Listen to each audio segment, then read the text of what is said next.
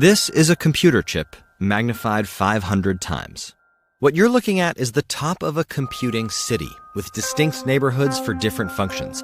They're linked by up to 100 kilometers of ultra-thin copper lines running across 10 or more stacked levels. At the very bottom, billions of electronic devices generate the digital traffic that pulses across the chip. The most common of these devices is called a transistor. It's a switch that allows current to flow if it receives a voltage. Transistors can be as small as 20 nanometers, and more than 50 billion of them can fit on a single chip. Globally, we produce more than 1 trillion computer chips every year. That's about 20 trillion transistors built every second. And it's done in fewer than 500 fabrication plants, known as fabs. How do we build so many tiny, intricately connected devices so incredibly fast? The answer involves a technology called photolithography, which helps us build all the devices on a chip simultaneously. It's like constructing all the buildings in a city at the same time. And with no tiny construction crews to help, we build using light as a measuring and sculpting tool. The process starts with a wafer of silicon, which is doused in solvents and acids to strip it clean before entering a furnace. Here, oxygen gas reacts with the wafer to form a layer of silicon dioxide. Then a liquid called photoresist is spun on and baked to harden. Next, ultraviolet light selectively illuminates the wafer by passing through or reflecting off a specialized mask. In the lit areas, a reaction weakens the photoresist's chemical bonds. The wafer is doused in another chemical to wash away that weakened photoresist, leaving an image of the mask.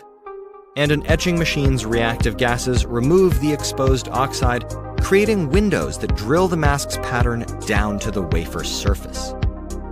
An implanter then accelerates boron or phosphorus ions and slams them into the patterned openings.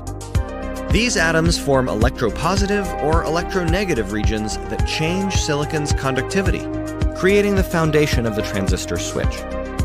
The etched oxide windows, however, create hill and valley features. Before the next level of copper lines are added, this one's uneven lines must be polished flat to near atomic precision using a sophisticated grinding process called chemical mechanical polishing, or CMP. CMP uses a controlled slurry of submicron ceramic particles to gently scrape and flatten the bumpy features. These fab tools, and many others, are used hundreds of times on a wafer to create and link transistors into computing logic gates and to make connected neighborhoods for memory storage and computation. Fabs run around the clock, and it takes about 3 months to transform a single wafer from pure silicon into hundreds of chips. With this continuous operation, fabs consume huge amounts of electricity, water, solvents, acids, bases, process gases, and precious metals. Wafers are processed in ultra-high purity tool chambers, maintained by pumps running constantly to sustain a vacuum that resembles deep space. High-temperature furnaces never turn off. Fab air handlers constantly expel filtered air to corral dust and tiny particles away from wafers.